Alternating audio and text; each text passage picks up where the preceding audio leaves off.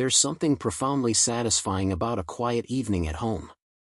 No drama, no distractions, just me, my couch, and the bottomless void of the internet. That was my night. Scrolling mindlessly through news feeds, indulging in the occasional meme, and contemplating whether or not I should eat that second piece of leftover pizza. Across the room, Liana stood at the sink, humming a cheerful tune as she washed the dishes. She had this effortless way of looking radiant even while elbow-deep in soap suds. Her golden hair caught the glow of the kitchen light, her voice light and melodic as if the world outside our little bubble didn't exist. It was all so normal. Comforting, even. Until it wasn't. The buzz came softly at first, a little vibration against the wood of the coffee table. I glanced up out of reflex, my brain barely registering it. Liana's phone, sleek and pristine, sat innocently on the edge. It buzzed again. Normally, I wouldn't have given it a second thought. Everyone gets random notifications these days, and Liana's phone was practically a social butterfly in tech form. But something about this felt different. Maybe it was the fact that the screen lit up twice in quick succession, a whisper of urgency. Or maybe it was the fact that the sender wasn't someone I recognized. I glanced at her. Still humming, still cheerful, completely oblivious. She'd always been an open book, her phone unlocked and left around like a diary anyone could read. But tonight, it felt like a door had cracked open, and on the other side was a secret waiting to be uncovered. Curiosity tugged at me. Just one little peek, I thought. No harm in it. My hand moved almost of its own accord, sliding the phone closer. The screen was still lit, the message previewing itself like a trap for the unwary. The sender's number was unlisted, unfamiliar. But it wasn't the number that stopped me cold, it was the message itself. Can't wait for tonight. The way you touch me makes the world stop. My pulse quickened. For a moment, the room felt too quiet, too still. The words burned into my brain, a cruel twist of intimacy that wasn't meant for me. I stared at the phone, willing the message to disappear, to turn into some kind of glitch or misunderstanding. But it stayed there, mocking me with every second that ticked by. This had to be a mistake. A wrong number, maybe. Or some kind of prank. But deep down, a voice whispered, "You know it's not." I glanced back at Liana. She had moved on to wiping down the counters, her movements fluid and unhurried. She looked so normal. So completely unaware that my entire world had just wobbled on its axis. The question clawed at me, do I open it? I hesitated, my thumb hovering over the screen. If I opened it, there was no turning back. The phone felt heavier in my hand, like some cursed artifact out of a horror movie. But if I didn't? The not knowing would eat me alive. The words Pandora's box flashed through my mind. I could hear my own heartbeat in my ears as I made my choice. I swiped. The first rule of amateur sleuthing, never let them know you're onto them. That's what I kept telling myself in the days that followed. Liana went about her usual routine, yoga in the mornings, errands in the afternoons, the occasional dinner with her best friend Sandra. On the surface, everything seemed normal. Too normal. But I couldn't shake the message. That one text had planted a seed of doubt that now grew into a forest of suspicion. Sandra, of all people. I'd known her for years. She and Liana had been inseparable since college, the kind of friends who finished each other's sentences and shared private jokes that always left me on the outside. I'd never thought much of it. Sandra was sharp, quick-witted, and just a little too charming for her own good. She was always the life of the party, the first to offer advice, the last to leave. Now, though, every interaction between them felt like a puzzle piece I couldn't quite place. Over the next few days, I started watching them more closely. It wasn't hard, Liana wasn't the type to keep secrets, or at least I thought she wasn't. She laughed just as easily, texted just as often, and didn't flinch when I casually asked how her day had gone. Still, something felt off. I noticed that she and Sandra were seeing each other more frequently than usual.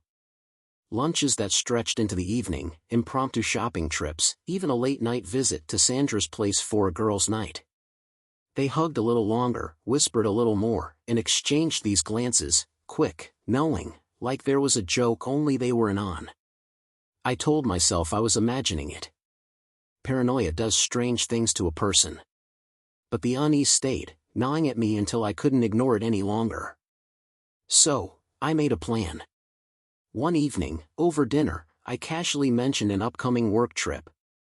"It's just a couple of days," I said, spearing a piece of steak with my fork. "I'll be back before the weekend." Liana didn't even blink.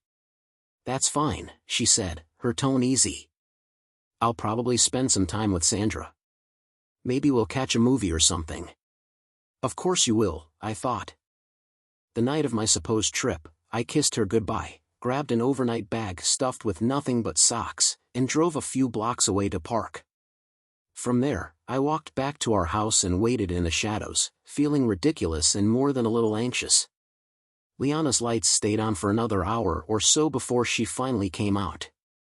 She looked casual, jeans, a sweater, nothing fancy, but there was a spring in her step I couldn't ignore. She got into her car and drove off, and I followed at a careful distance, my heart pounding like I was in some low-budget spy thriller. It didn't take long to see where she was going. Sandra's apartment. I parked across the street and watched as Liana rang the buzzer, the door opening almost immediately. Sandra greeted her with a warm smile, and they embraced like they hadn't seen each other in weeks instead of days. For a while, I just sat there, staring at the building. My mind raced with questions, theories, fears. What the hell was going on between them? After about 20 minutes of sitting in my car, I couldn't take it anymore. I got out, crossed the street, and stood outside Sandra's building. My hands clenched into fists at my sides as I stared up at the window where their silhouettes moved. I didn't know what I was expecting. A lover sneaking in through the back? An orgy? A neon sign flashing Betrayal HQ? All I knew was that the answers were behind that door. I took a deep breath, walked up to the buzzer, and pressed it. My finger hovered, ready to hit it again, when a voice crackled through the intercom. "Hello?" Sandra's voice, light and teasing, like she already knew who it was. "It's Adam," I said, my tone sharper than I intended. There was a pause, just long enough to make my blood pressure spike, before the door buzzed open. As I climbed the stairs, my pulse quickened. I had no idea what I was about to walk into, but I knew one thing for certain: I was done playing the fool. It was time to uncover the truth, no matter how messy it turned out to be. The apartment door creaked open, and I stepped inside, half expecting chaos, maybe some man scrambling for his pants, or Liana frozen in guilt. What I didn't expect was the soft glow of candles, the faint sound of jazz humming in the background, and a pair of empty wine glasses perched on the coffee table. "Adam?" Liana's voice came from the living room, a mix of surprise and something else I couldn't quite place.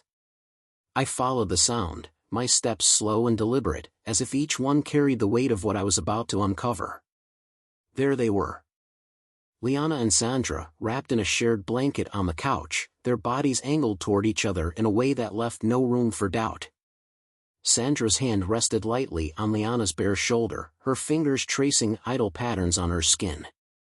Liana's face was flushed, her hair slightly mussed as if they'd been laughing, or something more. They froze when they saw me. Sandra pulled her hand back, but it wasn't the startled jerk of someone caught doing something wrong. It was measured, calm, as if she'd been expecting this moment and didn't see the point in denying it. I couldn't find my voice at first. My mind raced, piecing together fragments of conversations, subtle touches, lingering looks. The signs had been there, hadn't they? And yet, seeing it now, the truth hit like a freight train. "Well," I finally said, my voice thick with forced sarcasm. "This isn't exactly the blockbuster affair I was expecting." Liana sat up, pulling the blanket tighter around herself. "Adam, Save it," I snapped, holding up a hand. My gaze darted between them, my anger bubbling over into words I couldn't stop. "So this is what all the secrecy was about?" You and Sandra? How long has this been going on? Or is it just tonight's entertainment? Sandra, ever the cool one, leaned back against the couch with a faint smile. Adam, calm down. You're making it sound so sordid. Excuse me? I barked, my voice rising. You think this is funny? My wife sneaks around behind my back, and you're just sitting there like this is a damn book club. Adam, Liana interrupted, her tone pleading. It's not what you think. Really? I shot back, crossing my arms. Because what I think is that my wife and my supposed friend have been cozying up behind my back while I've been playing the oblivious husband. Liana flinched but didn't deny it. She looked down, her hands twisting the edge of the blanket. It's complicated, she said finally. Complicated? I laughed, the sound bitter and hollow. Liana, you're tangled up with Sandra, sitting here in a candlelit love nest, and you're calling it complicated? Enlighten me. Sandra sighed, the sound almost condescending. Look, Adam. You're angry. That's fine. But this isn't about you. My head snapped toward her. Not about me? Are you kidding me? This is my wife we're talking about. Liana raised her head, her eyes shining with unshed tears. Adam, I never wanted to hurt you. But Sandra, she makes me feel alive. Like I can breathe again. Like I'm not just someone's wife. Her words hit like a slap. I opened my mouth to respond, but nothing came out. Anger churned with confusion, with something sharper, hurt. You could have just told me, I said finally, my voice quieter now. You could have said something, anything, before it got to this. I didn't know how, she admitted. I didn't even know what it meant at first. It just happened. Sandra, ever the composed one, broke the silence. Adam, if it helps, this wasn't about betraying you. It's about Liana figuring out who she is. And I'm part of that, whether you like it or not. Her words were infuriatingly logical, and I hated that they made a twisted kind of sense. I turned to Liana, my emotions roiling like a storm. So what now? You expect me to just step aside? To watch you figure out your, whatever this is with Sandra? Liana didn't answer right away. Instead, she looked at me with an expression I couldn't read, guilt, sorrow, maybe even a flicker of relief. I don't know, she whispered. For a moment, none of us said anything. The weight of the situation pressed down, suffocating and heavy. Finally, I shook my head, letting out a bitter laugh. You know, I thought I was walking into a soap opera. Turns out it's more like some avant-garde French film. I turned and walked toward the door, stopping just long enough to deliver one last line. Figure it out, Liana. But don't expect me to wait forever. And with that, I left. The cool night air hit me like a slap, but it wasn't enough to clear my head. My world had just been flipped upside down, and I had no idea what to do next. It was 2 days before Liana finally came home. I wasn't sure whether she'd been staying at Sandra's or somewhere else, but the silence was deafening. When she walked through the door, I was sitting in the kitchen, nursing a cup of coffee that had long gone cold. She looked hesitant. Like someone walking into a courtroom with a verdict they already knew. Her hands fidgeted with the strap of her bag, her lips parted as if she'd rehearsed a dozen speeches but couldn't remember a single one. Adam, she began softly. I raised an eyebrow, leaning back in my chair. Welcome back. Should I assume the prodigal wife has returned for good, or is this just a pit stop before the next episode of Liana and Sandra, After Dark? She winced but didn't snap back. Instead, she set her bag down and sat across from me, folding her hands on the table like a schoolgirl about to confess to breaking curfew. I didn't want it to happen this way, she said finally. Her voice was small, almost fragile. Funny, I replied, my tone sharp with sarcasm. Because from where I'm sitting, it seems like everything went exactly according to plan. Except for me showing up uninvited, of course. Her shoulders slumped, and for the first time in days, I saw the cracks in her armor. Adam, I was scared. I didn't know how to tell you. I didn't even know how to explain it to myself at first. Oh, I think you did just fine, I shot back, my voice dripping with mock cheer. The candles, the wine, the whispered confessions of love. It's all very Notebook meets Jerry Springer. Bravo. Will you stop? She said sharply, her eyes meeting mine. I'm trying to explain. Fine, I said, throwing up my hands. Explain away. I'm dying to know how the woman I married ended up cozying up to my best friend like it's some kind of indie rom-com. She took a deep breath, her hands trembling slightly. It wasn't about hurting you. It wasn't even about Sandra, not at first. It was about me. About figuring out who I am, what I want. For so long, I felt lost. Like I was just going through the motions, being the wife, the partner, the perfect hostess. And Sandra. Let me guess, I interrupted. Sandra helped you find yourself. Isn't that just poetic? Damn it, Adam, she snapped, her voice breaking. I didn't mean for it to get this far. I didn't mean for it to hurt you. But it's not as simple as you think. I stared at her, my chest tightening. Part of me wanted to scream, to demand why I wasn't enough, why she hadn't come to me with these feelings instead of hiding behind Sandra. But another part, the part that had spent the past 2 days dissecting every moment of our marriage, knew the answer.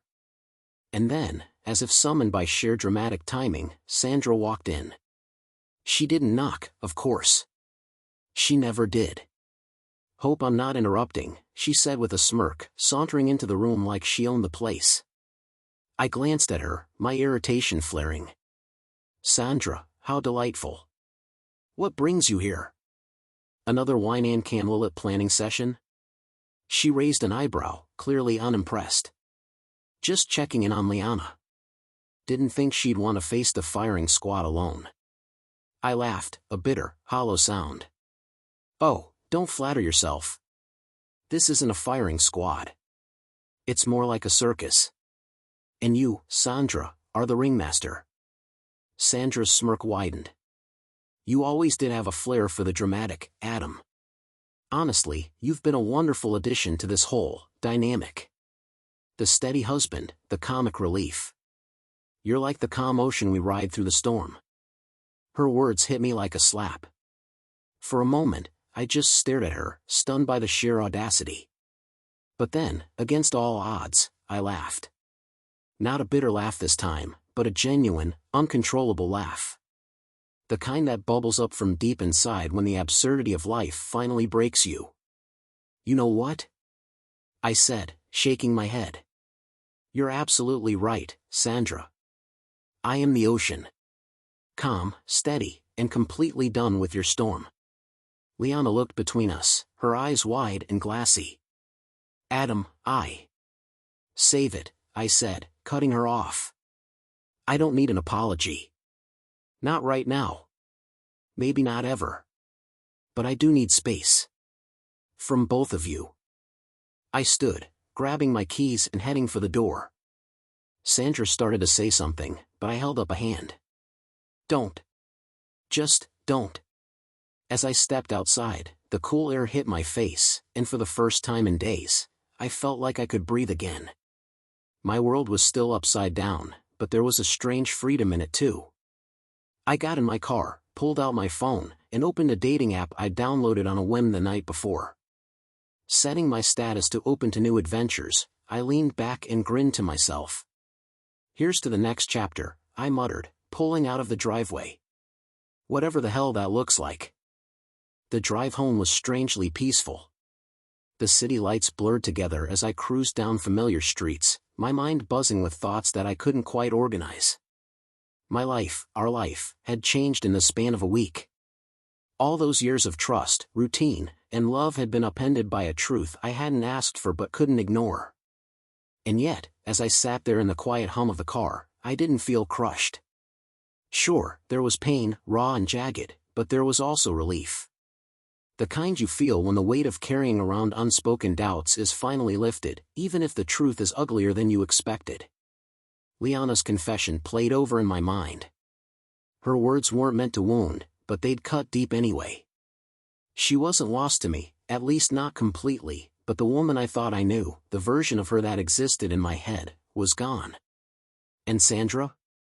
Well, Sandra was Sandra, bold, unapologetic, and the human embodiment of a well-timed slap in the face. If nothing else, she'd made it clear where I stood in their story. But now it was time for my story. I pulled into the driveway, the headlights sweeping across the empty front porch. The house felt different, almost alien, as if the secrets it had witnessed had seeped into the walls. I turned off the engine and sat there for a moment, staring at the darkened windows. I'd spent so long thinking about what I was losing that I hadn't stopped to think about what came next. Reaching for my phone, I unlocked it and scrolled through the apps. My thumb hovered over one in particular, the small blue icon standing out against the rest. A dating app. I downloaded it the night before, more out of curiosity than anything else. At the time, it had felt like a petty act of rebellion against the universe, but now it felt like something more.